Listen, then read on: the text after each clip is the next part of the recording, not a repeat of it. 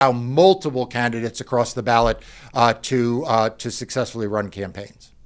Now, I do want to caution that this isn't just about giving money. If you don't have money to give, that is okay. We're going to go through other ways that you can be helpful, that you can be majorly impactful here. So the next one I want to talk about is one that I hold really dear, and that is the family, friends, what Mark calls the town square. So can you talk about that, Mark? So I'm glad you mentioned this one, because this one may be even more important than the money. In this day and age where there is so much disinformation and misinformation about elections, when there is so much threat to democracy, it is really, really important that people not only make a plan for them to vote and make a donation or volunteer for a campaign, but that they spread that word to their own networks. They tell their friends, their families, their customers, their clients, how important it is that at this moment in history, they stand up for democracy and they vote for Democratic candidates. You'd be surprised. There are people around you who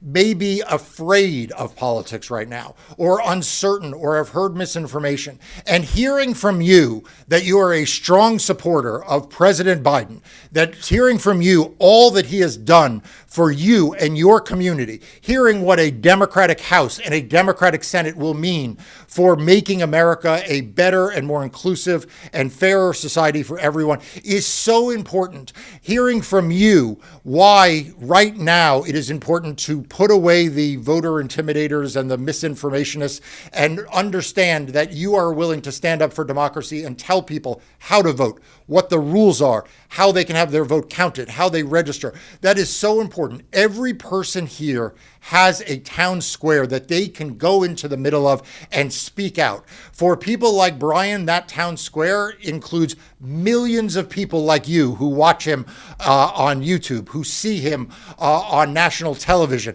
He has an enormous town square, and he uses it for good, to spread good information about voting, to make sure people understand the issues. But that shouldn't mean that you listening to this don't have a town square. It may be your dinner table, your coffee shop. It may be Facebook. It may be Threads. You have an obligation, just like Brian, to post, to talk out, to speak about the importance of voting, voting Democratic, making sure that people stand up and protect democracy. And you all need to do that in your town square.